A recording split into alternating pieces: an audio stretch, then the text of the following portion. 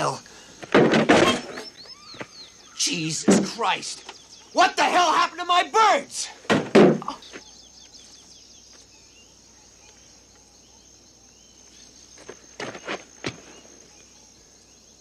Hi. Excuse me. Could you please tell me how to get to a telephone? No, lady, I don't have any idea. I'm sorry. Oh, it's very important that I get one. Well, we've all got our problems today, don't we? Can you tell me where the nearest town is? How about Miami? Will there be another bus? This is it. You got rush hour. Please, I need your help. That's my new career, huh? It's very... Lady. Half a year's work just flew south for the winter, all right? My Jeep is totaled. In about 5 minutes, everything I own in the world is going to be wet. So can you lighten up, please? I really don't have the time. I'll pay you. You don't understand. It's a matter of life and death. If I don't get to my How much? $50? Oh, shit. Well, you said you just lost everything you owned. Not my sense of humor. Well, I'll pay you $100. $200.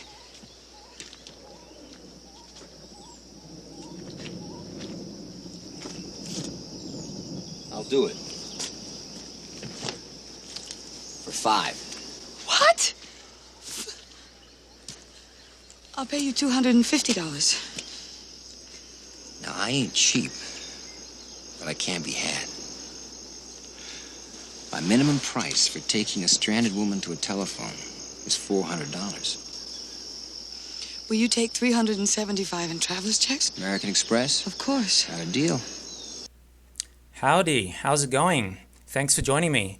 My name's Xavier, or Zav for short, and this time I'm talking about Romancing the Stone, 1984, starring Michael Douglas and Kathleen Turner, directed by Robert Zemeckis.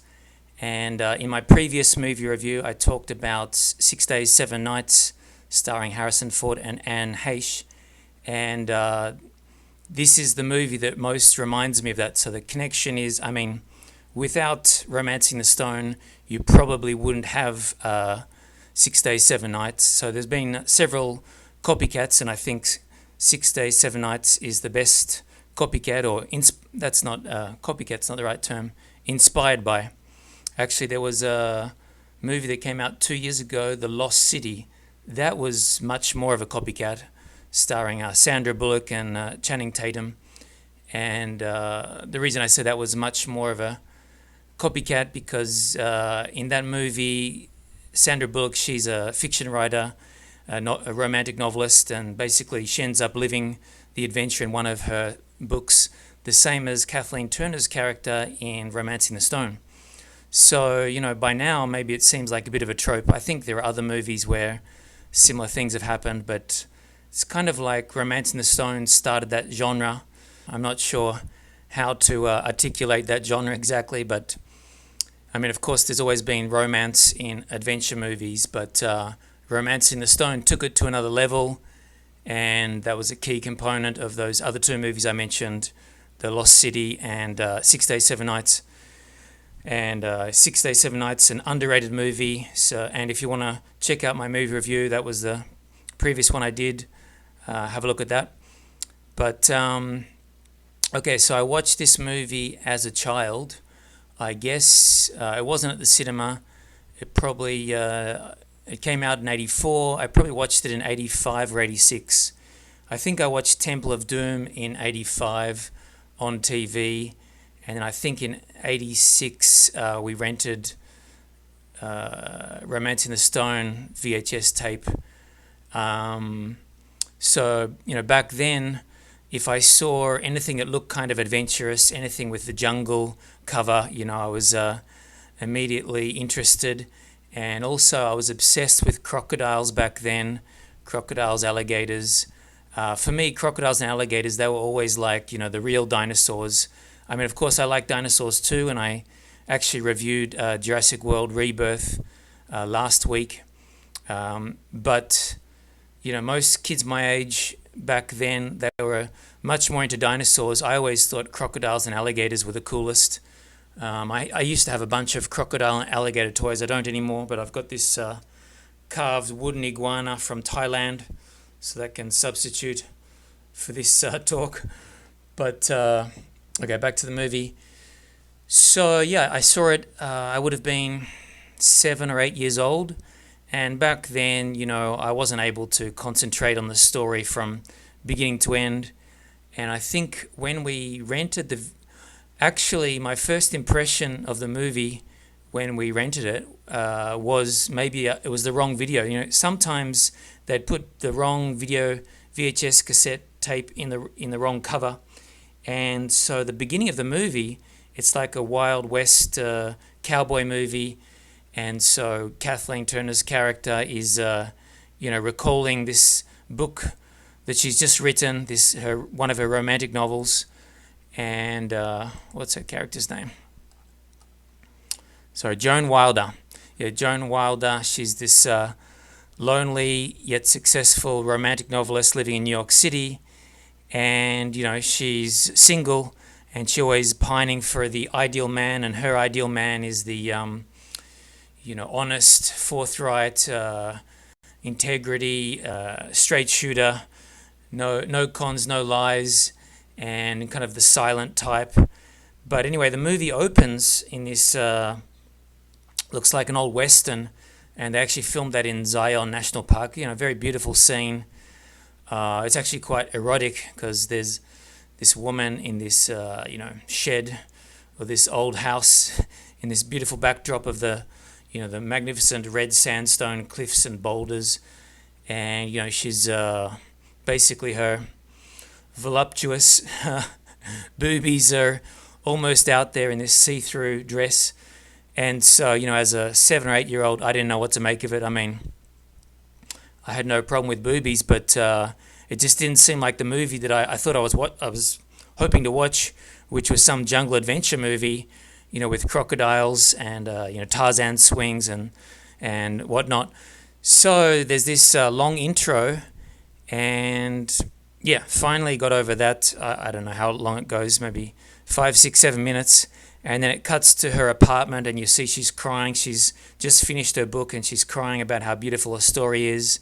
And then she celebrates with her cat, and she breaks a glass of wine or something, but she's so excited about how brilliant her story is. And then you see she's walking out to the hallway and she receives a mysterious package. And she has a funny conversation with this, is it a landlord or no, it's a neighbor. There's some elderly lady, and the elderly lady's always taking the stairs, and there's this little, banter between them. And so the elderly lady the neighbor hands the package to Joan Wilder and says, oh, that's a hell of a love letter. And, stop teasing me. And, I'm always hoping you get the right kind of guy, because the elderly neighbor woman, she knows that Joan Wilder's, lonely and looking for Mr. Right. So anyway, and then the elderly woman, she's taking the stairs but clearly struggling, and so Joan says to her, why don't you take the elevator? And she says, there's all these rapists out there, and, kind of amusing because I don't think many rapists are jumping in elevators with 80-year-old women. But anyway, so from the outset, it's clearly an adult kind of movie. As I mentioned, there's that erotic kind of scene in the Wild West. But, I can appreciate that now. As a 7 or 8 year old, again, that wasn't what I was looking for. So I kind of just skipped past that. And, I don't think I watched the movie properly when I first watched it. I was just sort of fast forwarding to scenes in the jungle. So basically I perked up.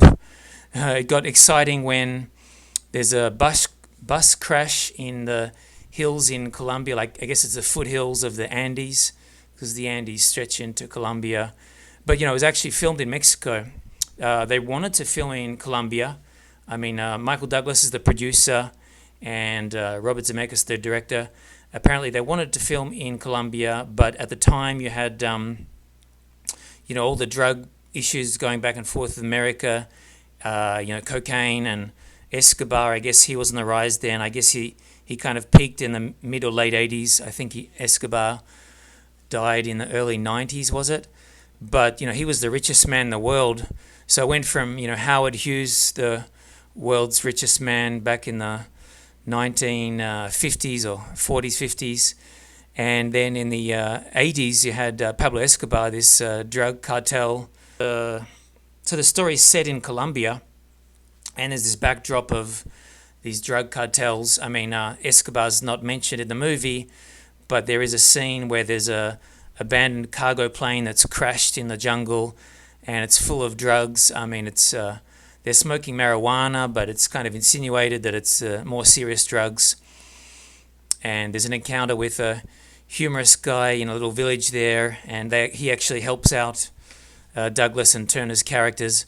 But basically, the whole drug thing is a backdrop. But because there was real issues, and the American State Department had issued warnings for Americans traveling to Colombia, basically they gave up on trying to film there. So it was shot almost entirely in Mexico, except for that opening sequence in Zion National Park, the Wild West scene, and then a few scenes in New York. I guess that's the first 10 minutes of the movie, and then there's a scene in New York at the very end of the movie. So yeah, the 90% of the movie set in Colombia, but actually filmed in Mexico. All right, so going back a step, I'll talk about how this movie came to be.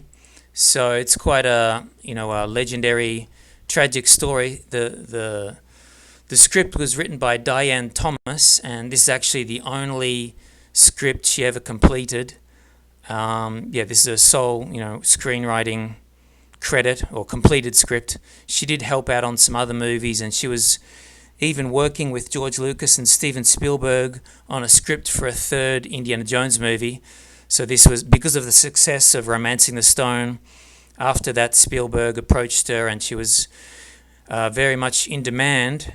And as soon as her rise, it was incredible, rags to riches story. But then in an instant, she was killed. So basically, she died between Romancing the Stone and Jewel of the Nile.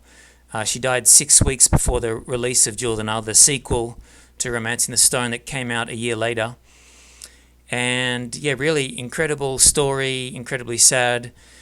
Some people said she was kind of like J.K. Rowling because she was working as a waitress in Malibu, and I think she was single, and she was just scraping by, making enough money as a waitress. They don't pay much money, and in her spare time, like a cafe across the road from this bar she was working at, a restaurant she was working at, she wrote the script for Romancing the Stone. And of course, J.K. Rowling famously wrote the script for the Harry Potter series at a cafe in Edinburgh, was it? J.K. Rowling was a single mother then.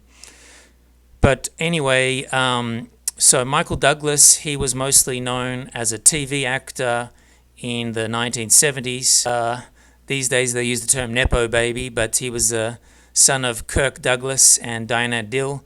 Kirk Douglas, of course, Hollywood royalty. And I think Michael Douglas, he's probably the best Nepo baby ever in terms of, in my opinion anyway, his career surpassed Kirk Douglas's.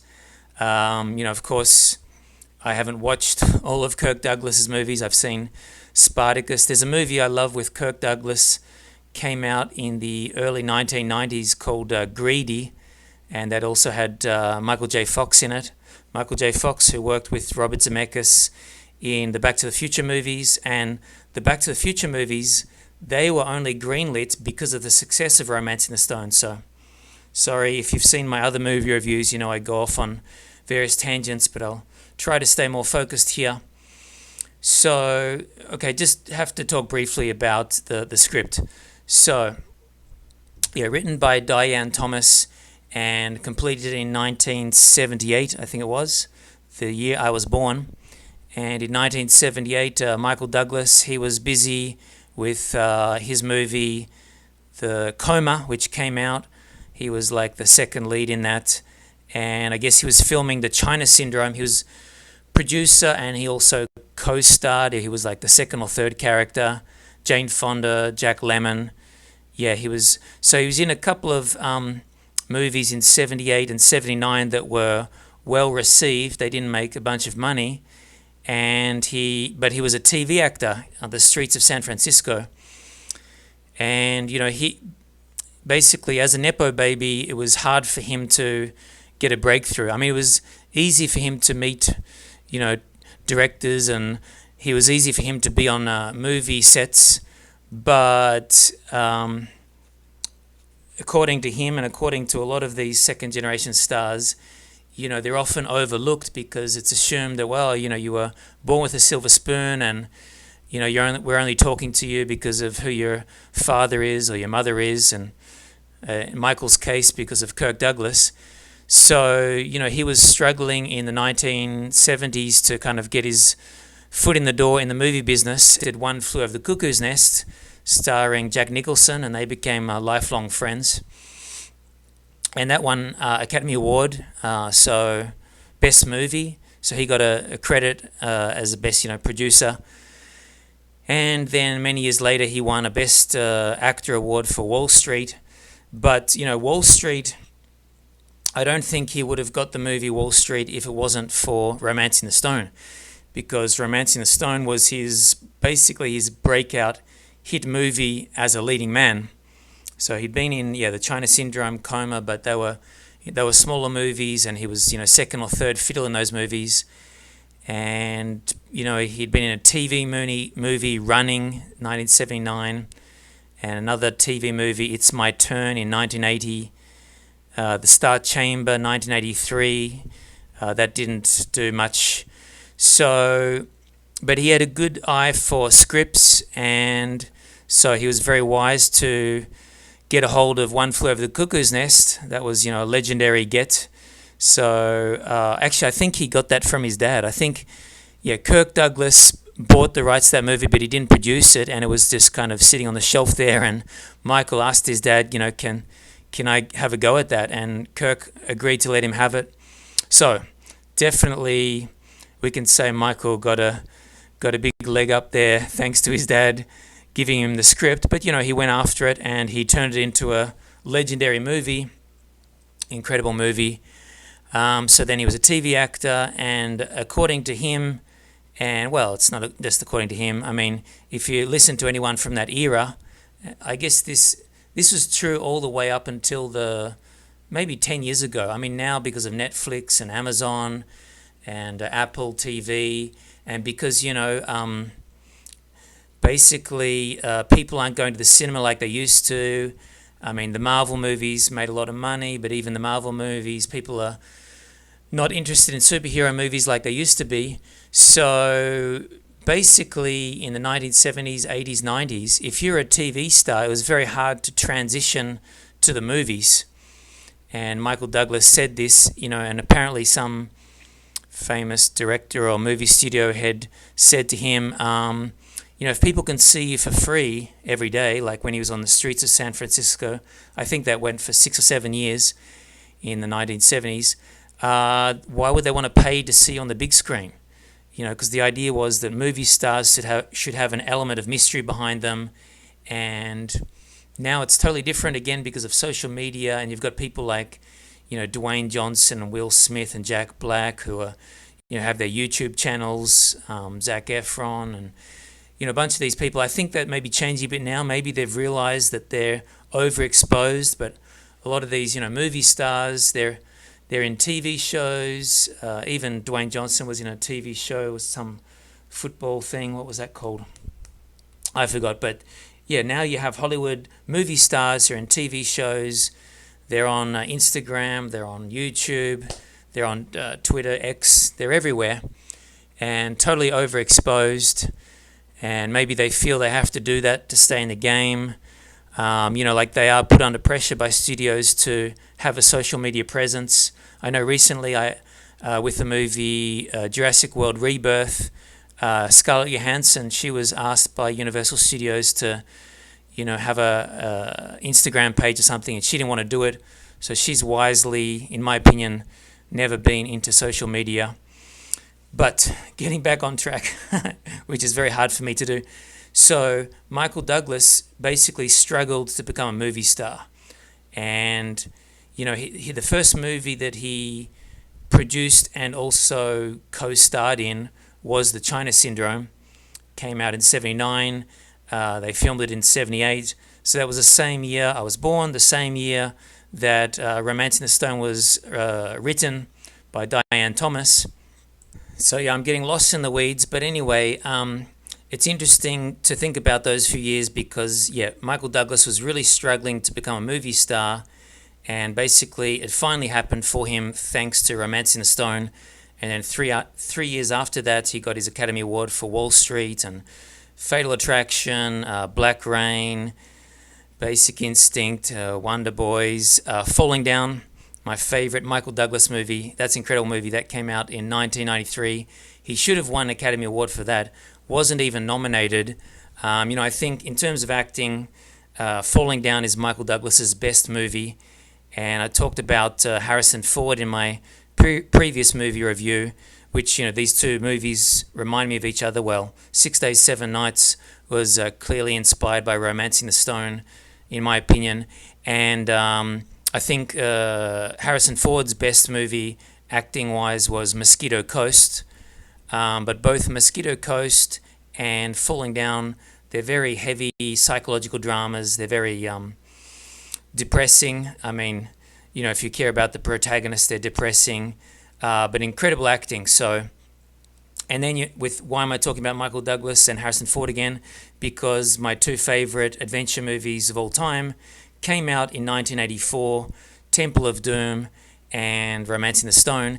And another connection with why these years are important, aside from the fact that this is when Michael Douglas finally got his big break, Hollywood movie star-wise, is because a lot of people assumed that Romancing the Stone was like a knockoff of Raiders of the Lost Ark, because Raiders of the Lost Ark came out in 1982, so 2 years prior to this. And during that, 1980 to 1984, during those 4 years, nothing really was happening for Douglas.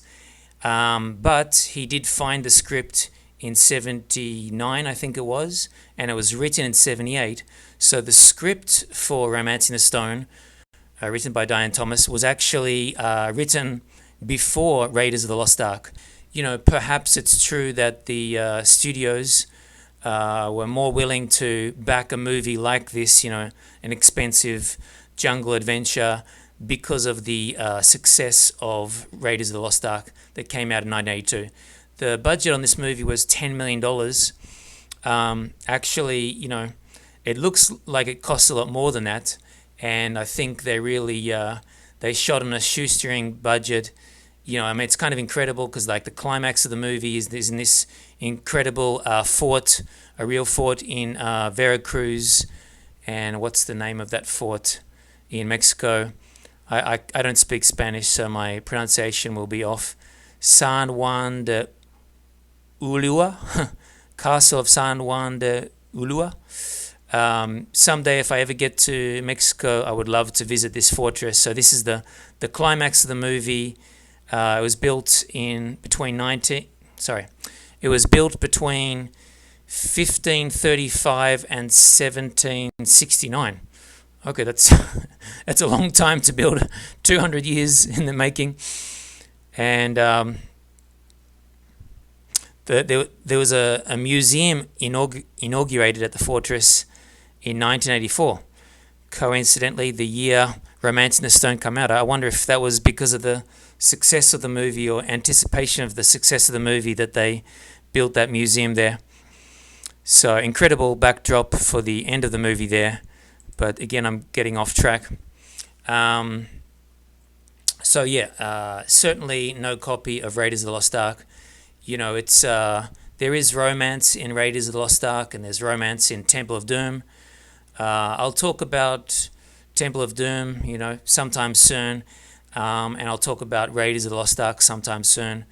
Personally, my favorite Indiana Jones movie is Temple of Doom. Second favorite would be Last Crusade. largely because of the banter between Harrison Ford and Sean Connery. So Raiders is actually my third favorite. But anyway, 1984, incredible year for movies. You also had Ghostbusters that came out that year. Oh, and I forgot to mention when I reviewed 6 Days, 7 Nights that the director was Ivan Reitman, and he directed Ghostbusters. And I mentioned previously that I got interested in Japan because of Lost in Translation. I live in Japan now. That was thanks to Bill Murray movie. Bill Murray, breakout movie was Ghostbusters, and Lost in Translation 2003. I never saw Romancing the Stone nor Temple of Doom at a cinema, and yet those are two of my favorite movies of all time, especially adventure jungle movies, and especially like movies involving animals. Both movies have crocodiles, alligators. I mean, actually, Temple of Doom, they're supposed to be crocodiles, but they're all alligators. They filmed in some alligator farm, I think in Florida, but it was set in India and actually filmed in Sri Lanka. They do have crocodiles in Sri Lanka, they don't have alligators. Whereas Romancing the Stone, also climatic scenes involving crocodiles and alligators. They're supposed to be crocodiles, but they included some alligators because alligators are more tameable, I guess, and not as dangerous. So there's a scene where Michael Douglas's character is trying to chase down this crocodile. It's supposed to be a crocodile, but it's actually an alligator that's trying to escape the fortress, the fort. And it's an incredible scene for me anyway. It's incredible because you've got the thunder and lightning in the background. The music comes in, this dramatic music. You've got the backdrop of this ancient fort that was, well, ancient, not ancient, but it was 500-year-old fort that's supposed to be in Cartagena. Apparently Cartagena is also a very beautiful colonial city, but as I mentioned earlier, they couldn't film in Colombia because of the risk factor. So, back then, back in the 80s, we didn't have Wikipedia, we didn't have YouTube, we didn't have the internet, so, audiences were none the wiser. Only people who'd traveled to Veracruz or Cartagena would know the difference. But now I guess if you go on YouTube, you find a bunch of travel YouTubers who would show off these places. So to me, it was Colombia. It looked like Colombia and whatever. It was Central South America jungles. It was somewhere exotic, very exotic for me. I'm from Australia. So as a kid watching this, the trees were different, the hills were different. I mean, these dramatic mountains and the jungle. I mean, Australia has rainforest. There is some dramatic scenery, jungle-like scenery in Cairns, Daintree in northern Queensland, but nothing like that in Melbourne, where I'm from. So very exciting. But yeah, you have this scene where Douglas is chasing after the crocodile/alligator because it swallowed the emerald, and the emerald is the MacGuffin. And a lot of these adventure movies, you need a MacGuffin, and I guess that term was popularized by Alfred Hitchcock, some screenwriter he was working with in the 1930s came up with that term, but then Hitchcock popularized it on a lecture tour, I think in the late 1930s, and then of course George Lucas and Spielberg, they love to talk about MacGuffins for the Indiana Jones movies. So yeah, the MacGuffin in this movie is the emerald. I mean, I guess it's slightly more than MacGuffin because, Douglas, he's after the money and, he's like a con artist. He's poaching birds, connection with the birds here. I mean, I should hate his character because I love birds and he's a bird smuggler. He's not killing birds. He's catching birds in the wilds of Colombia.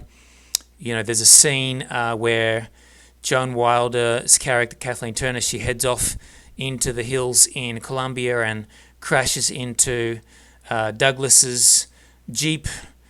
I keep mixing the character names and the actors' names. It's probably easier if I just stick with the actors' names because it gets too confusing. Okay, Jack T. Colton. I mean, actually, his name is important because there's a great scene in the abandoned cargo plane full of drugs that are being transported, kind of a nod to Escobar there. where Joan Wilder, Kathleen Turner, they have this incredible campfire scene inside the abandoned cargo plane, while it's raining outside, very atmospheric. I mean, this movie is, maybe my favorite true jungle movie, in that, well, I've seen, of course, the making of videos, and so I know, but I always felt like this is real jungle. I mean, basically the whole movie. There are other movies where they mostly film in the jungle, but then they film some studio scenes. I mean, for example, 6 Days, 7 Nights, mostly in the jungles of Kauai, Hawaii, but there's a scene where they're sleeping under a abandoned or crashed cargo plane, and that was clearly in a studio. And then in Temple of Doom, mostly in the jungles in Sri Lanka, set in India, but there's a, like a campfire scene where there's a campfire scene which also, I believe, was shot in a studio. So yeah, my favorite campfire scenes in movie history, number one would be Romancing the Stone in the abandoned cargo drug plane, because the dialogue is so funny, and the sexual tension, the chemistry between Douglas and Turner is electric. I mean, of course, when I was a kid, I wasn't really into all of that, but you could feel that, even aside from the sexual tension or whatever, you could feel this kind of playfulness. You could sense that there was some magic between Douglas and Turner, and so even as a kid, I loved that scene.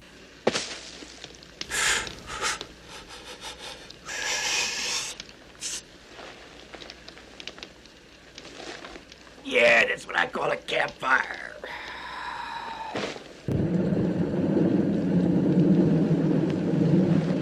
So you gotta figure sulfur-crested cockatoos. They go for about 800 a shot. Then you got gentle red-tails. They're close to 2,000 each. Shit, I figure I lost close to $15,000 in that bus crash. Wow. Sounds lonely, Jack T. Colton.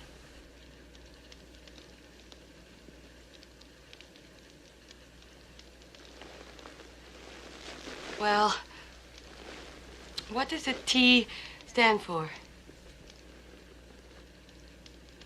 Trustworthy.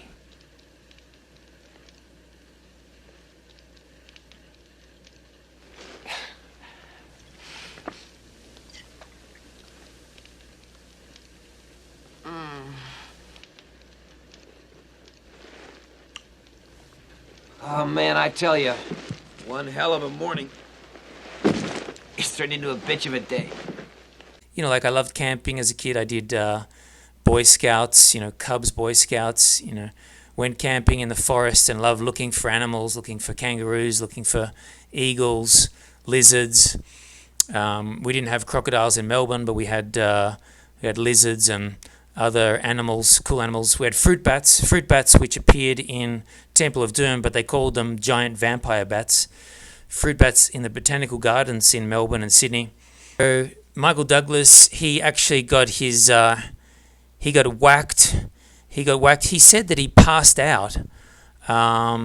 Maybe an exaggeration, but there's a scene where he's trying to stop this crocodile, actually an alligator, that's trying to escape the fort and jump into the bay in Veracruz, Cartagena. And, crocodiles, alligators, they have incredibly powerful tails. I've never touched a crocodile or alligator's tail. I have touched a water monitor's tail. Water monitor, they're the second biggest lizard in the world after a Komodo dragon, and nearly got knocked over by one of those. So, yeah, these big lizards, big crocodiles, they're all muscle. And so Douglas got injured. Kathleen Turner, she suffered several injuries. She actually got injured in that cargo plane. She got impaled on some jagged edge of steel at the back of the plane because they cut open the plane. And I guess, these days it wouldn't pass the insurance tests, and $10 million seems relatively cheap considering how, the scale of the movie. But yeah, this is 40 years ago. Budgets have skyrocketed since then. And, for the second movie, Jewel of the Nile, the budget went up to $24 million. So it was 2.5 times more on that movie. But that movie looks much cheaper. So I think it's incredible what they managed to achieve for $10 million on this movie in 1984. Well, filmed in 1983. Let me get back to Diane Thomas because I keep forgetting to finish things that I start.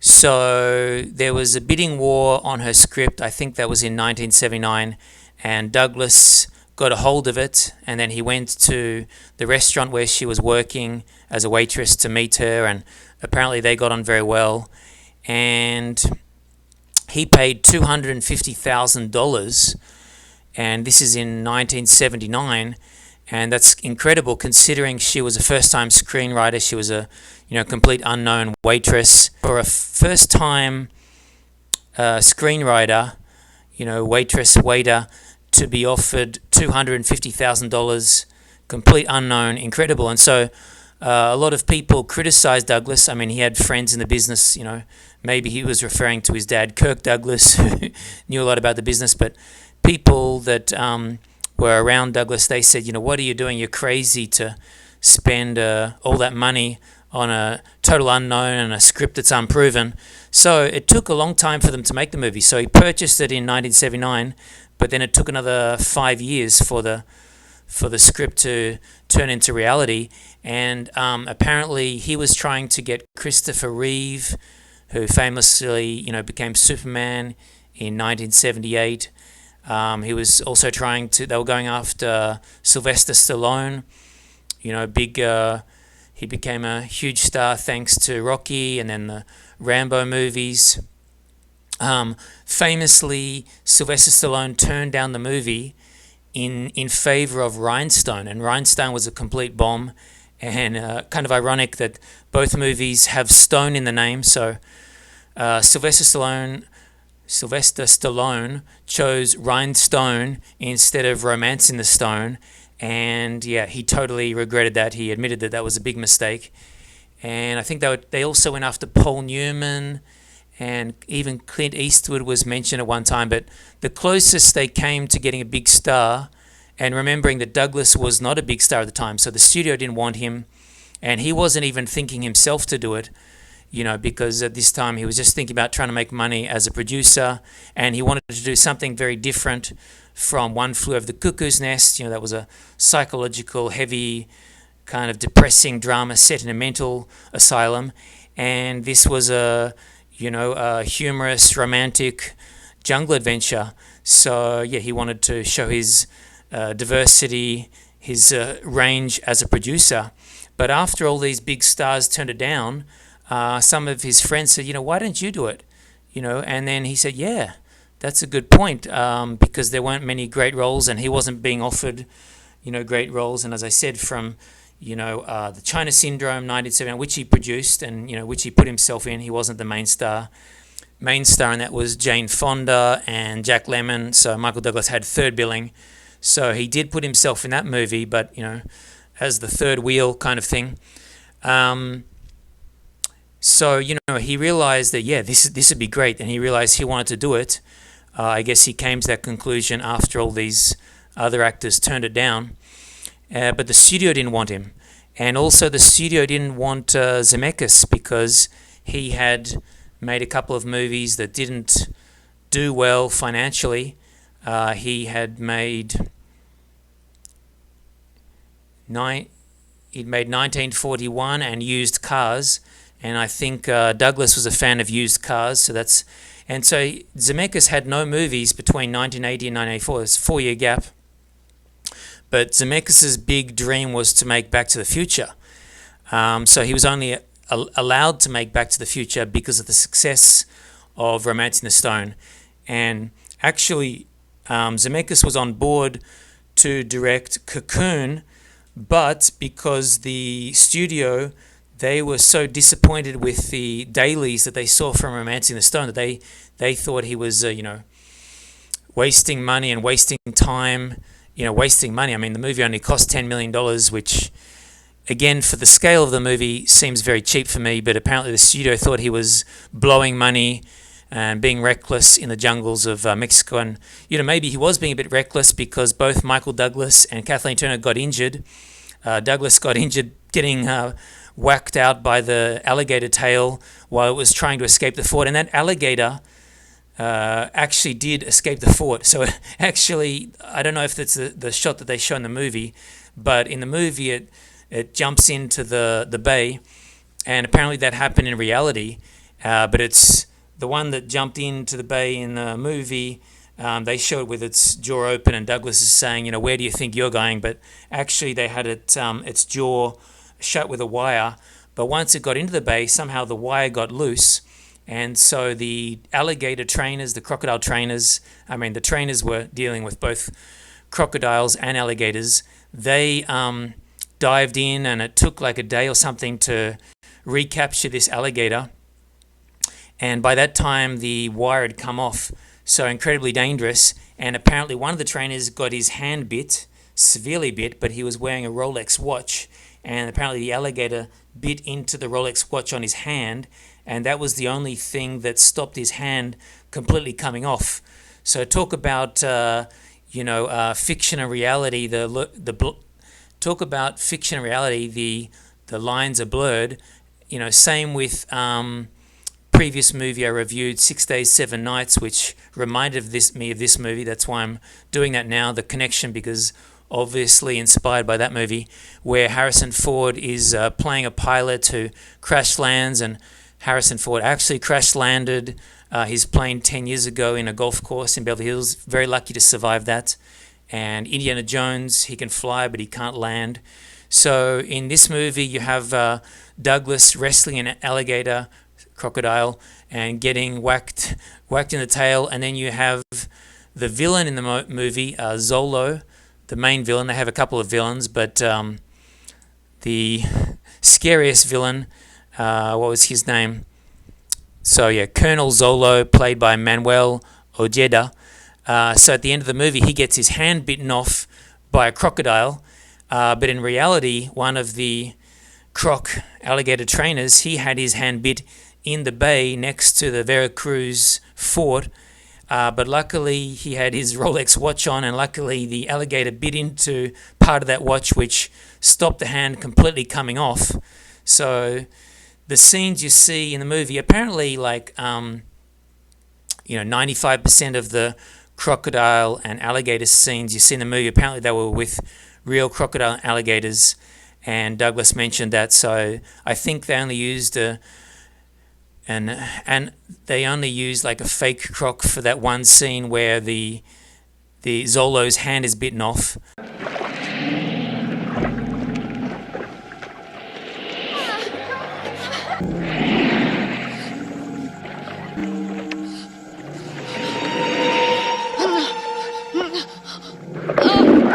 Look at those snappers. You can forget this agony. Simply tell me, where is el corazón? Where is the heart? Where is the stone? All right, just let her go, will you? She doesn't know where it is. I've got it.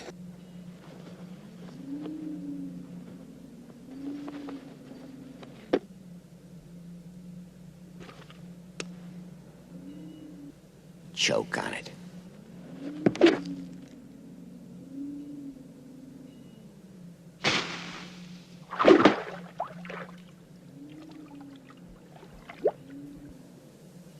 Thank you.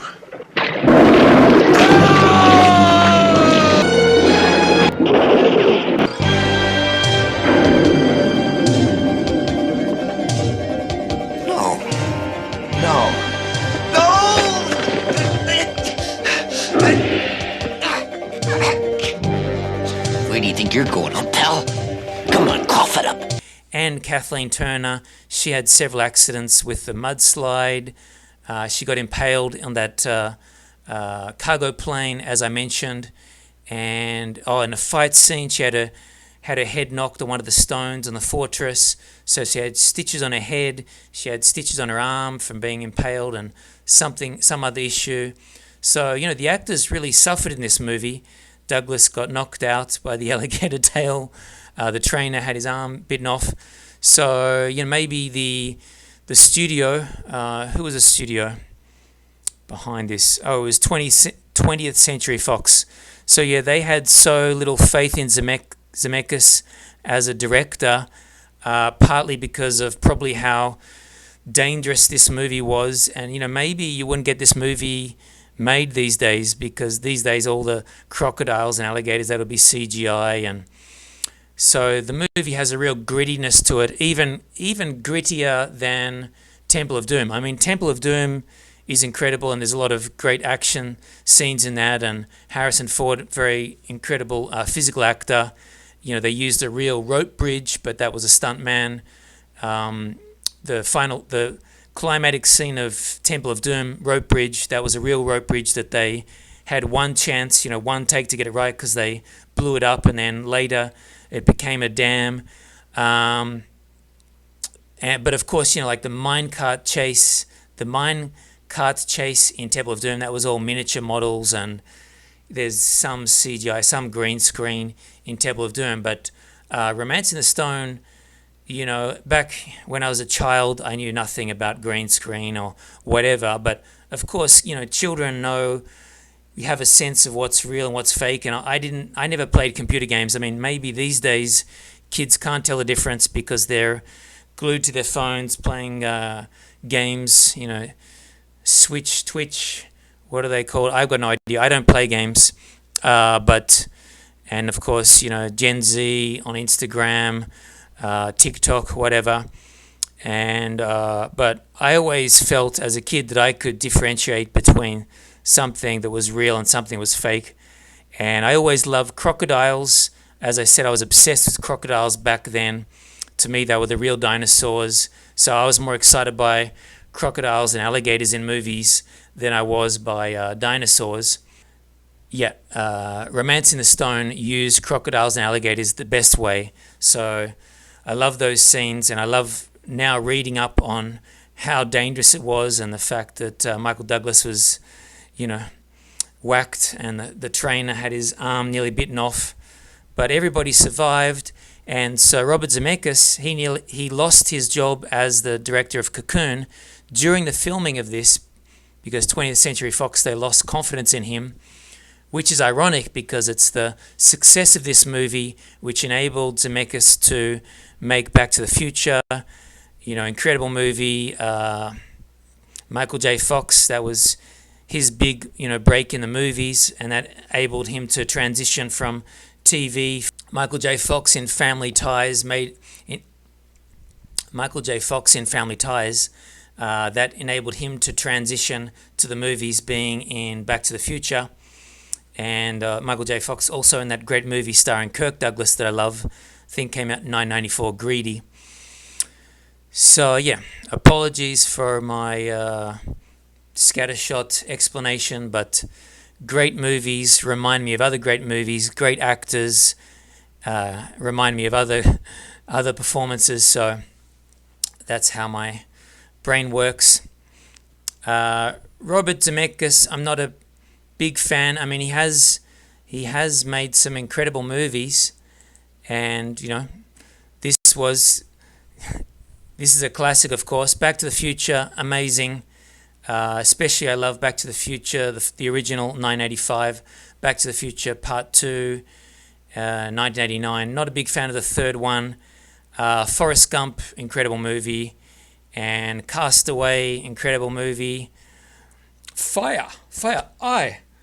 I have made fire. But yeah, I think Castaway was the last movie he made that I really enjoyed. I don't know what happened to Zemeckis, because let's see, he made Allied in 2016 that starred Brad Pitt and Marianne Cotillard. That was okay, I guess. Then he made The Witches in 2020, a book based on a Roald Dahl movie.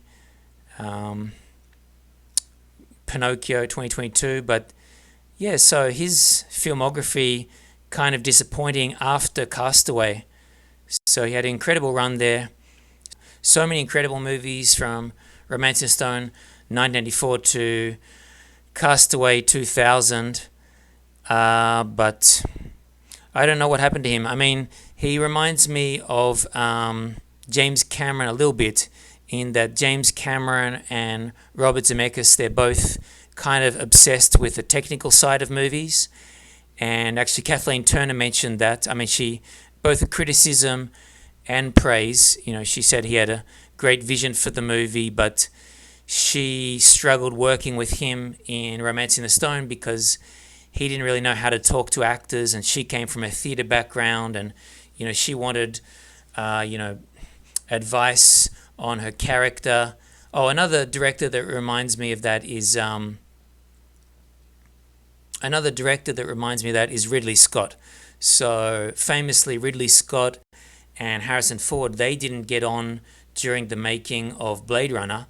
And Harrison Ford, he said that he wanted more direction, he wanted more input, he wanted to consult with Ridley Scott about his character. And Ridley Scott was, all about the visuals, all about the technical side. And, no wonder Ridley Scott, renowned for his incredible visual movies. And my favorite, of course, Blade Runner, 1982. Second favorite would be Black Rain, starring Michael Douglas. Again, the Michael Douglas and Harrison Ford connection.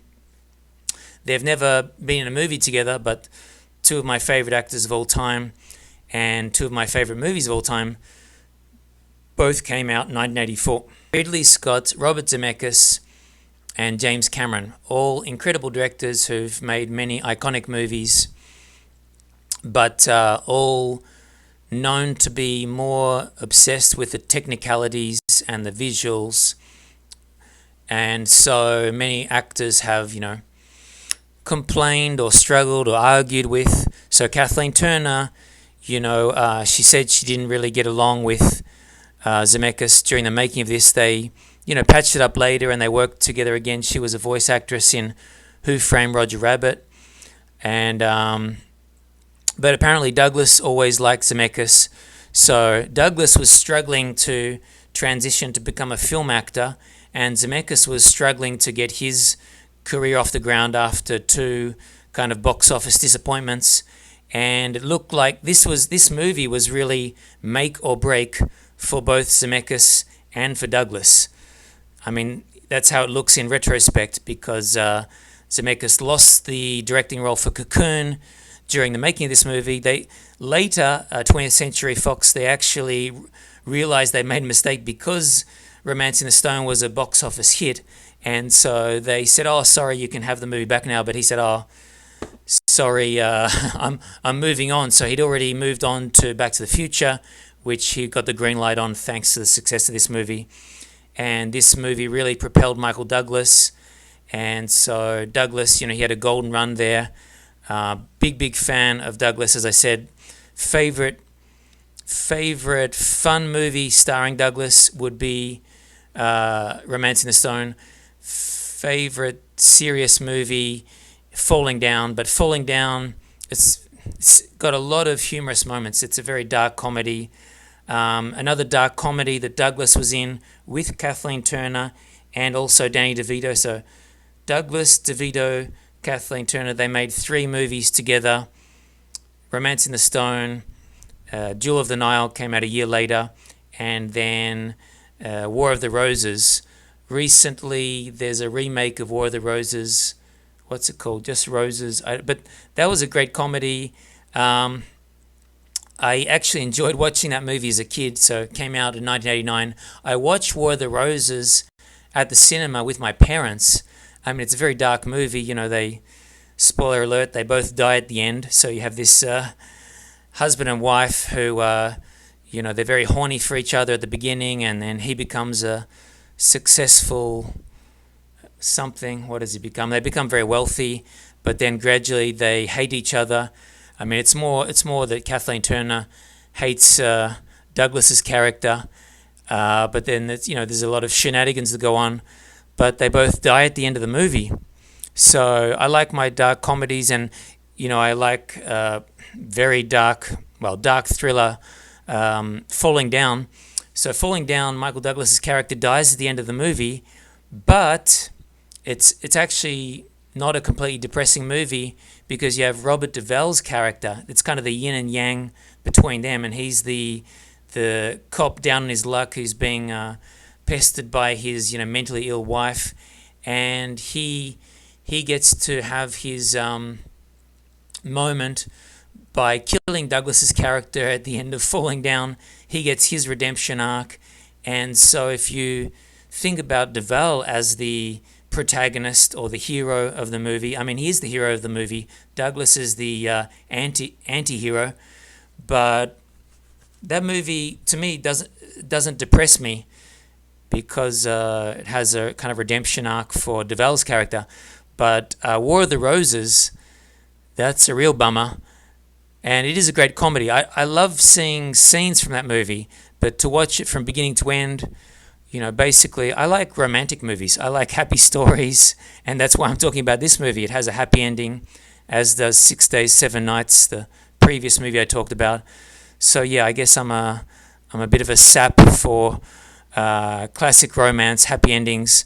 I use that word sap. That was a line that Danny DeVito used in the movie because he's criticizing Joan Wilder, Kathleen Turner. He said, "Oh, you sap, you fell for it. You fell for the con man." The con man being Douglas's character, Jack T. Colton. Okie dokies.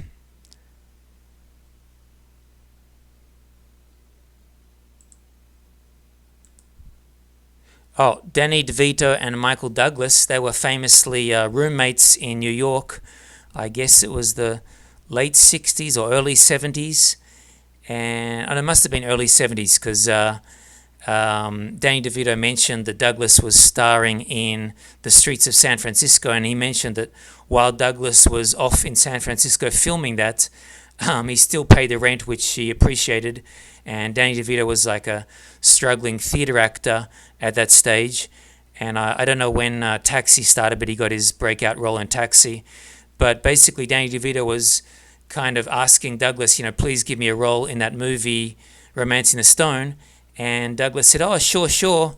But then when Danny DeVito got the script, he realized that his role was paper thin. He's like one line here, one line there. And most of what you see of Danny DeVito's character, he basically ad-libbed or created himself. So even though the script was great, Diane Thomas, she wrote an incredible script. Like a lot of the dialogue, it was, word for word, verbatim. What she wrote is what Douglas and Kathleen Turner delivered. The lines from Danny DeVito, apparently a lot of that was ad-libbed, and his character was, very minor. But because Douglas was the producer and they were best friends and roommates in the 70s in New York, Douglas let Danny DeVito, make that character his own. So it's kind of an extended cameo. He's probably in the movie 10 to 15 minutes. Personally, I found DeVito's character a bit annoying, but I heard someone mention that, it's like Abbott and Costello. It's like a classic kind of slapstick thing. I mean, I think there's enough humor between Douglas and Turner's character anyway, but definitely DeVito's character adds more humor. So he's sort of got this. He's got this running gag with his cousin, and his cousin is the one who's got all the pet crocodiles, alligators, and he's always saying, look at those snappers. Zach Norman, who is apparently a friend of Michael Douglas's, and so he plays Danny DeVito's cousin, and so Danny DeVito, Ralph, and Zach Norman, Ira, they've got this, scam going on where they're stealing, antiques and stolen artifacts, and this is like the last big one they're going after. The last big one being the treasure map, which leads them to the treasure map, which leads them to the emerald. So everyone's after the emerald. And I should also mention Alfonso Arau and so he plays the bell maker, but it's implied that he's a drug smuggler. He's a big fan of Joan Wilder, and so immediately when he meets Douglas's character, he tells him to F off gringo, and but then Douglas's character makes some jibe about, writers out of this one, Joan Wilder, and then the bellmaker, Juan, he hears Joan Wilder, the Joan Wilder, and so turns out that he's secretly a big fan of Joan Wilder's, hopeless romantic novels, and I guess that makes sense because, Latin America, you have, especially from Mexico and Colombia, the telenovela, and so, I guess usually it's the kind of genre that women are into, but some men are, secretly into those books, and so it's a funny contrast that this, really scary drug lord, he's into love romance novels. But Alfonso Arau, I've only seen him in 2 movies, and in both movies he plays somewhat... Well, in this movie, it's just like an extended cameo. He's also in The Three Amigos, and hilarious in The Three Amigos, one of my favorite 1980s comedies, starring Steve Martin, Martin Short, and Chevy Chase. But of course, Kathleen Turner was with Steve Martin in The Man with Two Brains, another one of those incredible, zany, bonkers 1980s comedies. That was really a golden era for comedies, and that was like the peak of Steve Martin's brilliance. My favorite Steve Martin movie, by the way, is Dirty Rotten Scoundrels with Michael Caine.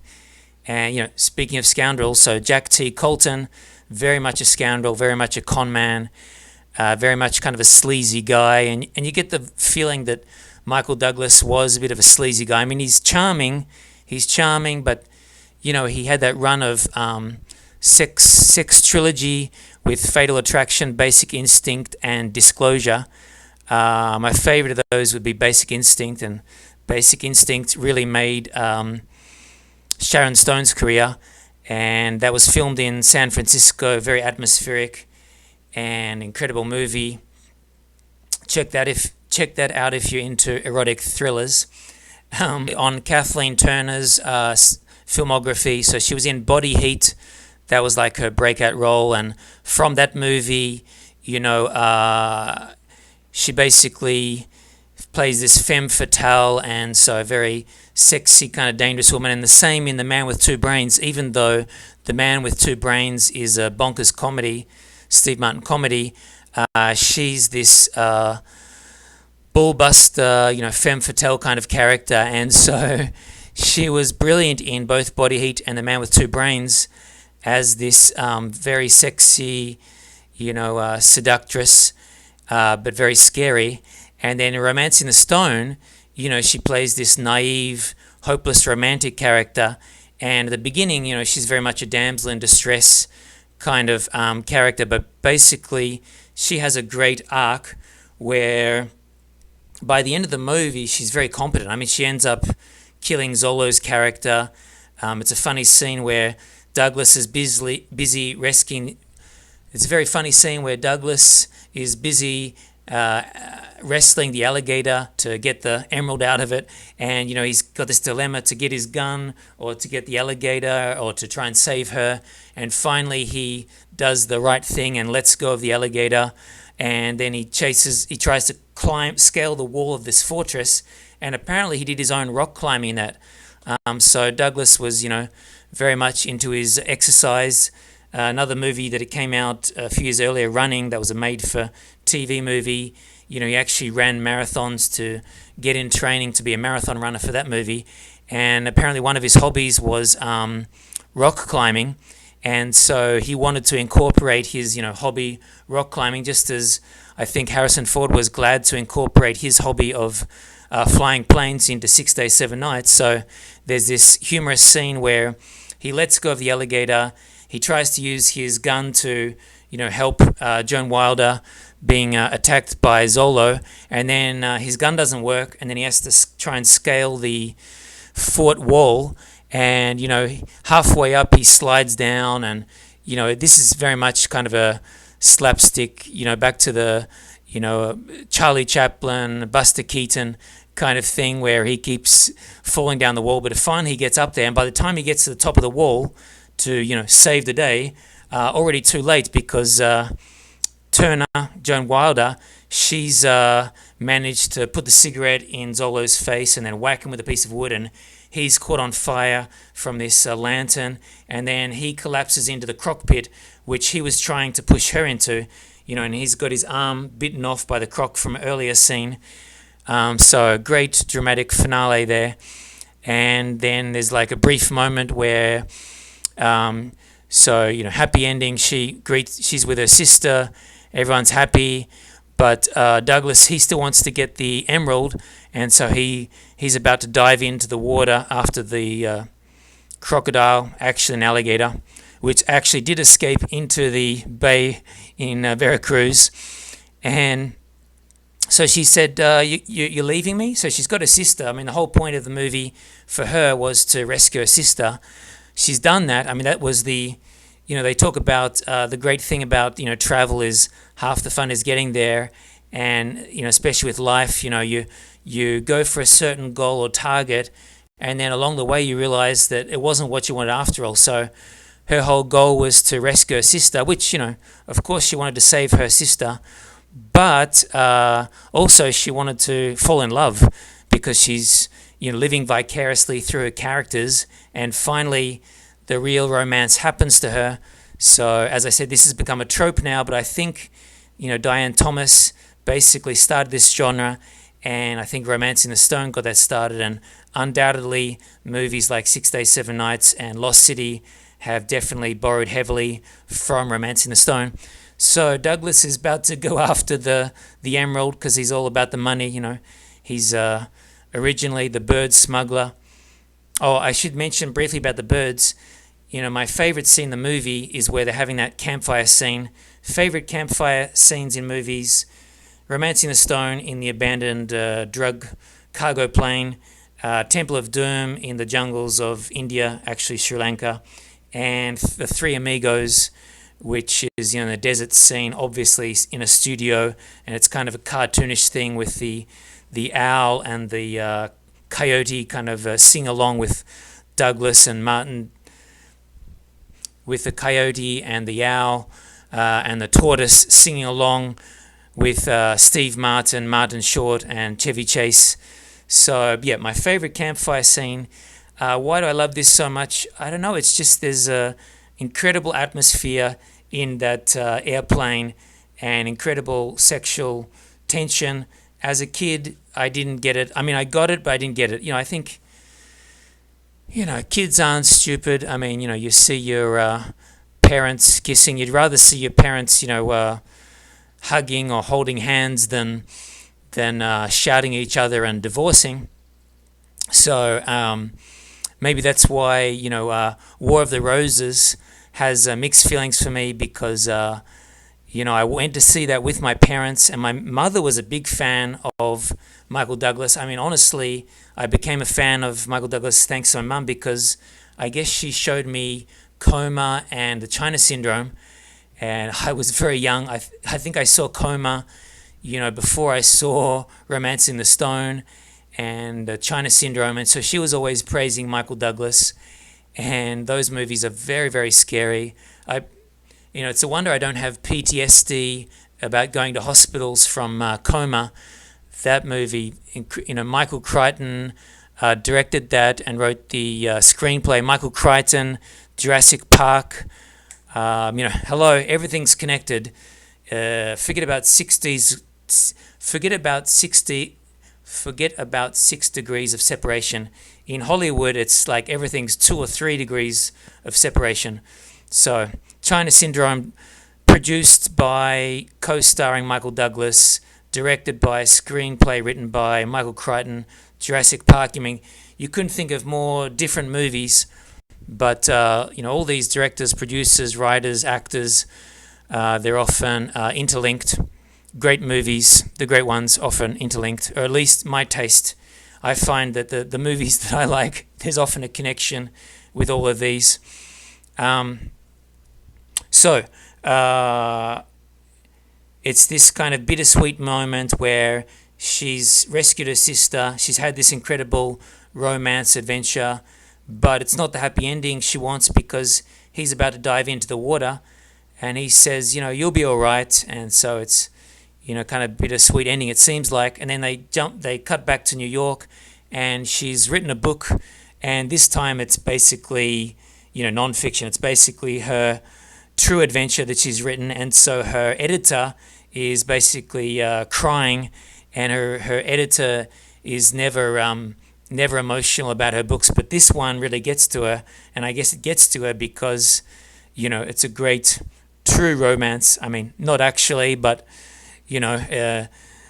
fiction and reality intertwined because Diane Thomas wrote this. A happy ending, so they get together, and the movie does end like one of Joan Wilder's. I mean, I guess he felt he had to do some grand romantic gesture because he had read one of her books. He said, I read one of your books, because it was funny earlier on where they were in that village in Colombia and the drug lord, he'd read all her books and he's basically telling Douglas, you got to read one of her books, and he's like, yeah, I'll get around to it, but basically he's not into the romantic, he thinks it's all cheesy, but by the time they catch up in New York, he has read one of her books, and he does sweep her off his feet with the massive yacht with a huge mast. And to me, that scene was, unnecessary to have the crocodile leather boots. I mean, he still could have come and swept her off her feet, another way. I didn't love the croc leather boots, but, most people wouldn't have a problem with that, so that's just my personal thing. And, bit of hypocrisy because I love his character, and at the beginning of the movie he's a bird poacher, so I guess it's realistic and it's in keeping with his character. And if I don't mention now, I'll definitely forget. So as a bird nerd, there was one line that didn't ring true to me. So I felt like obviously, Diane Thomas, she's a great writer, but if she wrote this line, it didn't quite ring true because he's talking about all the money he lost in the campfire scene inside the abandoned cargo plane, and then he says to her, sulfur-crested cockatoos, I figured like $800, and then he's talking about some other parrots that he lost, and he said, all up, I lost, was it $50,000 in that crash? But anyway, he's in Colombia. He's actually Mexico, but anyway, Central South America, and sulfur-crested cockatoos from Australia. So it doesn't make sense that he would be transporting sulfur-crested cockatoos from Australia in his Jeep in the foothills of the Andes in Colombia. It just doesn't make sense. So obviously, if Diane Thomas wrote that line, she knew about birds, but she didn't know about the geography of birds because, if he had sulfur-crested cockatoos back at his, storage shed or back at his, sending them off somewhere to America, that might make sense, but not in the back of his Jeep in the jungles of Colombia. So they did show in the scene in the movie, they showed various parrots. The ones you can clearly discern are like military macaws, this incredible, a bit like this, this big green, amazing macaw, which they do come from Colombia, I believe, and Panama, maybe Venezuela, around that region. I mean, there are other more famous macaws, but the biggest, most beautiful green macaw, military macaws. So there's a couple of them, and it's a funny scene at the beginning of the movie where his Jeep is crashed into by the bus, and the bus crash happens because Joan Wilder is asking about Cartagena to the bus driver, and the bus driver, what?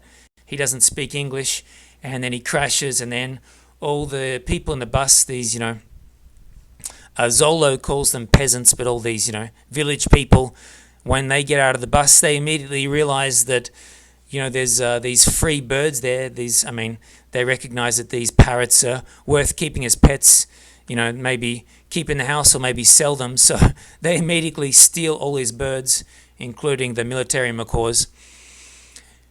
So did I mention that Diane Thomas? She was writing because of the success of Romancing the Stone. She was employed by Spielberg and Lucas to write a script for the third Indiana Jones movie, which never happened. Apparently it was in a haunted mansion, and apparently Spielberg wasn't a big fan of that script. But anyway, that was the script she was writing, and George Lucas, he was very much in favor of that. Later they did a completely different script, which was The Last Crusade, and they brought back Sean Connery, and Sean Connery character, James Bond, famously Indiana Jones, inspired by James Bond. So there's the connection there. And Sean Connery co-starred with Catherine Zeta-Jones in Entrapment, and Catherine Zeta-Jones married Michael Douglas. So again, all connected. Diane Thomas, so actually Michael Douglas wanted her to write the script for Jewel of the Nile, but she was busy writing the script for another movie. I mean, I forgot what it was. There was a couple of movies she was writing, but one of them was the third Indiana Jones movie. Anyway, she wasn't available to write the script for Jewel of the Nile, which is a pity, because I think if she did write it, it would have been a better movie. And I'm not a big fan of Jewel of the Nile. I mean, I can watch it again because I love the actors, but it's kind of like how I feel about the sequel to Ace Ventura, Where Nature Calls. I really, really love the first Ace Ventura movie, and I really, really love Romancing the Stone, but not a big fan of the sequels. So Douglas asked her to come back to write the script for that, but she was unavailable due to being in demand because of the success of Romancing the Stone. But as a favor, she did help with they were struggling to write some character lines between Douglas and Turner's character for Jewel of the Nile, so she came back and did a rewrite on the first 30 pages apparently, and I guess she was paid for that, but also as a thank you, Douglas gave her a car, and apparently one of her friends said, you should get like a Mercedes, and she went after a Porsche Carrera. She wanted something faster, more sexy, more thrilling, and this is the very sad, tragic twist to the end of the tale, is that 6 weeks before the release of Jewel of the Nile, and only like a month or two after she was given this Porsche by Michael Douglas as a present for helping out with Jewel of the Nile, by this stage they'd become friends. So she went drinking with her boyfriend and one of his friends, so 3 of them went drinking, and I guess they're all drunk, but the boyfriend had the least amount of alcohol, and so he was asked to drive them home, and I think he was doing 80 miles an hour, and he crashed into a wall or something, and so I think he survived the crash. He had some serious injuries, but his girlfriend, Diane Thomas, and his friend both died instantly. So, yes, she only completed one script and started a whole genre, but I think she was 39 years old. And who knows, how her Indiana Jones script might have been, and who knows what other great movies she could have written. I'm sure she would have worked with Douglas again. They wanted to make a third Romancing the Stone movie. There was planning to make a third, another sequel, and that never got off the ground. So a lot of people talk about War of the Roses as like an unofficial third Romancing the Stone movie because it starred Michael Douglas and Kathleen Turner, and because Danny DeVito actually co-starred in that movie and he directed that movie. So yeah, these 3, great combination in 3 movies in the 1980s, all from 1984 to 1989. But I think there's a good chance that Diane Thomas would have written some other great adventure romantic movies, but she never had the chance, and I'm sure she would have worked with Douglas again, because Douglas has a great eye for talent. No wonder he produced One Flew Over the Cuckoo's Nest. And no wonder he spotted this movie and paid $250,000 for it, even then when everyone told him he was crazy to put so much money into a unknown screenwriter. But the bet paid off big time for him, and it paid off for Zemeckis too. And, Douglas, basically got Zemeckis on board, and Zemeckis was down and out. So Michael Douglas, very, very savvy businessman, very, very savvy producer, and he's produced other movies that I love. I think he produced Falling Down, and he got that script. That was a brilliant get. And he also, One Night at McCool's, that's an underrated comedy. It's very much inspired by There's Something About Mary, starring Matt Dillon, and Matt Dillon was in There's Something About Mary. And Michael Douglas has it's not a cameo, no, he's like a third or fourth character in One Night at McCool's. The Ghost and the Darkness, another movie he got the script for, produced, and he kind of wrote a role for himself alongside Val Kilmer. So Val Kilmer, a great actor who recently passed away. Val Kilmer and Michael Douglas were friends. And Ghost in the Darkness, that came out in 1996. That's a great adventure story set in South Africa, based on a true story about how some brother lions, they became man-eaters and killed like 100 people working on a railway in South Africa in the late 19th century. So if you like adventure movies, if you like true stories, if you like Michael Douglas, check out The Ghost in the Darkness. Great movie.